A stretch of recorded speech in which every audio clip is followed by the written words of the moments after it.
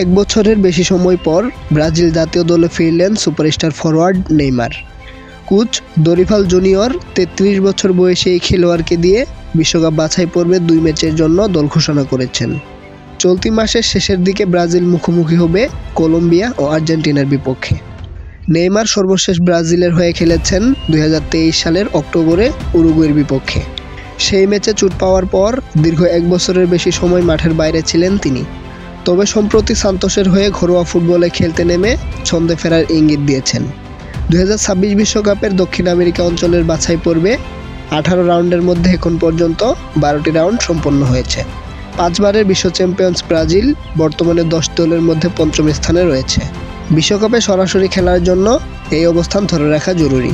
তবে ব্রাজিলের আগামী ২ ম্যাচই কঠিন চ্যালেঞ্জ হতে চলেছে, কারণ তাদের প্রতিপক্ষ শীর্ষে থাকা আর্জেন্টিনা এবং চতুর্থ স্থানে থাকা কলম্বিয়া।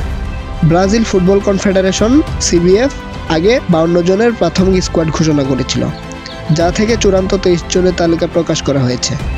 দলে সবচেয়ে বড় সংযোজন নেইমার। দীর্ঘ চোট কাটিয়ে ফেরার পর তিনি সান্তোসের হয়ে ৭ ম্যাচে ৩ গোল ও ৩টি অ্যাসিস্ট করেছেন এবং ৪ ম্যাচে ম্যাচ সেরা নির্বাচিত হয়েছেন।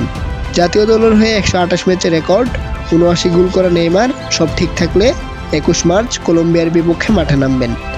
এরপর ২৬ মার্চ ব্রাজিল মুখোমুখি হবে তাদের চিরপ্রতিদ্বন্দ্বী আর্জেন্টিনার বিপক্ষে।